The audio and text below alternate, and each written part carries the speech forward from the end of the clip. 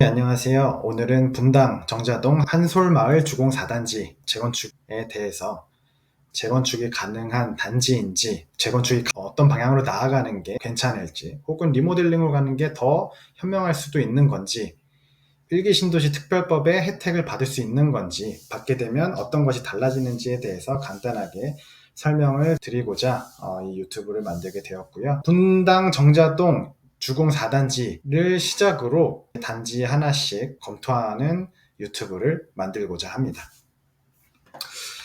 오늘은 분당에서도 세대수가 꽤 되는 한솔마을 4단지 주공에 대해서 지금 호객논을 통해서 확인한 정보는 다음과 같습니다. 보시는 것처럼 분당에서도 중심부 쪽에 위치를 해 있고요. 이렇게 넓은 땅에 1651세대가 거주를 하고 있습니다. 대략적인 정보를 말씀드리면 한솔마을 4단지 주공아파트는 1994년 5월에 준공을 했고요. 연차로는 30년 차이고 세대수는 1651세대, 그리고 용적률 148%, 호갱노노 이 화면에서 똑같이 확인하실 수가 있으시고요. 토지 이용 계획상 3종 일반 주거 지역에 해당됩니다.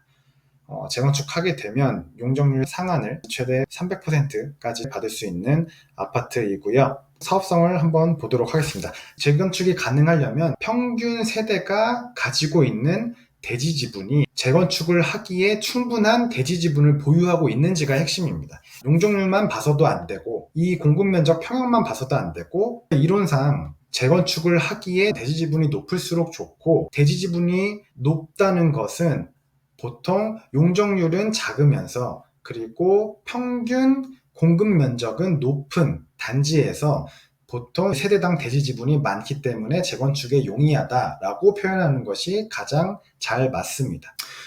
그래서 지금 이 단지를 보면 용적률은 148%여서 재건축에 용이할 것 같지만 실제로는 공급 평형도 작기 때문에 그만큼 대지 지분은 적어서 재건축에 용이할지 아닐지는 이제 숫자로 확인을 해 봐야 됩니다. 우선 이 1651세대 단지 자체가 평균값이 재건축이 가능한지 아닌지를 확인을 해야 되는데요. 요 면적의 값은 제가 주로 확인하는 게 이제 디스코라는 어플인데요. 이 면적 찍으면 56,280제곱미터라고 나옵니다. 56,280제곱미터 평으로 환산했을 때 1평당 3.3제곱미터로 환산했을 때 17,054평이 나오고요. 즉, 이 1651세대가 차지하고 있는 대지 지분의 총 면적은 17,054평이라는 뜻이고, 토지 이용 계획은 3종이죠. 디스코에서도 오류가 종종 있기 때문에 저는 더블 체크를 한번 합니다. 거리가 대략 260m고, 요 길이가 490에서 260 빼면은 대략 이제 230이니까 260 곱하기 230을 하면 6만 제곱미터니까 맞네요. 디스코가 맞습니다. 이러면 맞다고 보시면 되고요. 이제 계산을 이어서 하겠습니다. 대지지분 17,054평이 있는데, 보통 기부 체납을 용적률 상한 300%를 받으려면 요 주변부 도로를 넓힌다던가 공원을 만든다거나 공공기관을 설립하는데 기부 체납을 하는 방식으로, 결국에는 임대까지 다 고려했을 때 평균 한 15%에서 20%를 제하고 남은 대지 지분에 대해서 용적률 300%를 받습니다. 그렇기 때문에 17,054평에서 기부 체납을 15% 했다고 가정을 하면 14,496평의 순수한 이제 대지 지분이 남고요. 용적률 300%로 올렸을 때 만약에 단일평형 33평형 정도로 재건축을 진행하게 되면 한 세대당 대략 11평이 필요합니다. 14,496평에다가 대지 지분 11평에 해당하는 아파트를 지으면 1317세대를 재건축을 할 수가 있습니다.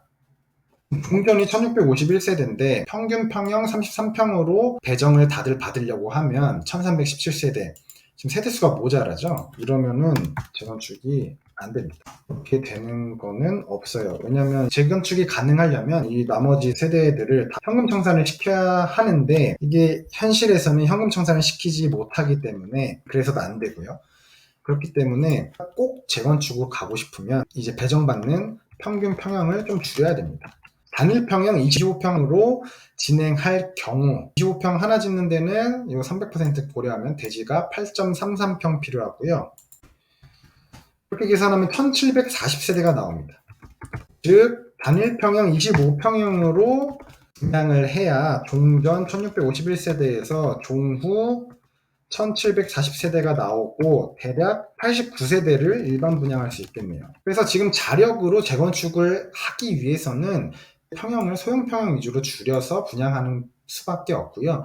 이게 싫으면 리모델링으로 가야 되는데 사업성은 리모델링으로 가는 것보다 재건축이 보통 더 좋습니다. 그래서 결국에는 재건축으로 가려고 할 거고요. 이게 2단지 같은 경우는 지금 재건축이나 리모델링 중에 선택이 가능해서 굉장히 양호한 거고요. 다른 단지 중에서는 자력으로 재건축이 불가능하기 때문에 리모델링밖에 답이 없는 단지들도 있습니다.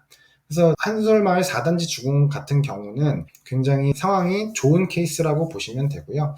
제 생각에는 소형평형 위주로 재건축을 추진하는 방향으로 진행을 할 것 같고, 이게 이벤트가 하나 있습니다. 1기 신도시 특별법이 어떤 방식으로 나올지는 모르겠는데 정부에서 또 가급적 분양을 좀 하는 방향으로, 공급을 하는 방향으로 추진을 할 거라면 용적률 쪽에서 조금 더 혜택을 주고 그 부분을 임대나 이런 쪽으로 더 빼겠죠. 그래서 정부에서 또 이렇게 대지 지분이 간당간당한 단지들은 조금 더 용적률을 주더라도 일반 분양을 좀 더 뽑을 수 있도록, 그러면서 정부에서 또 공공이나 임대 분양을 좀 더 할 수 있는 방향으로, 윈윈하는 방향으로 갈 수도 있습니다. 이렇게 되면 좀 더 상황이 나아진다고 보시면 되고요.